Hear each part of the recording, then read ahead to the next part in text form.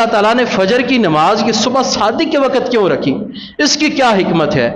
تو علماء نے اس کے دو جواب دیے کہ پہلا جواب یہ کہ اللہ رب العزت نے صبح کی ابتدا میں، دن کی ابتدا میں نماز کو رکھ کر لوگوں کو بتایا، اے میرے بندو تم دن کی ابتدا میں مجھے یاد کرو گے، بقایا پورے دن میں تمہیں یاد رکھوں گا، میں تمہاری مدد اور معاونت کروں گا۔ اور دوسرا جواب یہ دیا کہ حضرت یوسف علیہ السلام کو عشاء کے وقت کنویں کے اندر ڈال دیا گیا تھا۔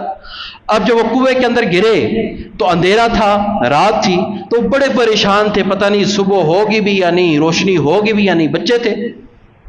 لیکن جب صبح صادق کا وقت ہوا تو تھوڑی سی روشنی ہوئی تو انہوں نے اللہ سے دعا کی، اللہ میرے کرب کو دور فرما، میری اس مصیبت کو دور فرما اور سارے انسانوں کی مصیبت کو دور فرما۔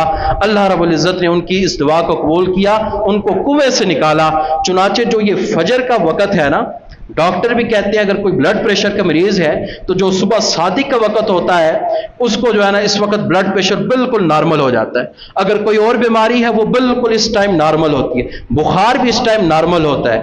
اگر گھر میں فوتگی ہوئی ہے، بہت بڑا حادثہ ہوا ہے، پورا دن بندہ نہیں سویا، رات کو نہیں سویا، لیکن یہ ایسا ٹائم ہوتا ہے کہ سارے سوئے ہوتے ہیں، سب کو نیند آ جاتی ہے۔ یہ وہ حضرت یوسف علیہ السلام کی دعا تھی، یا اللہ میرے کرب کو دور فرما اور لوگوں کے کرب کو دور فرما۔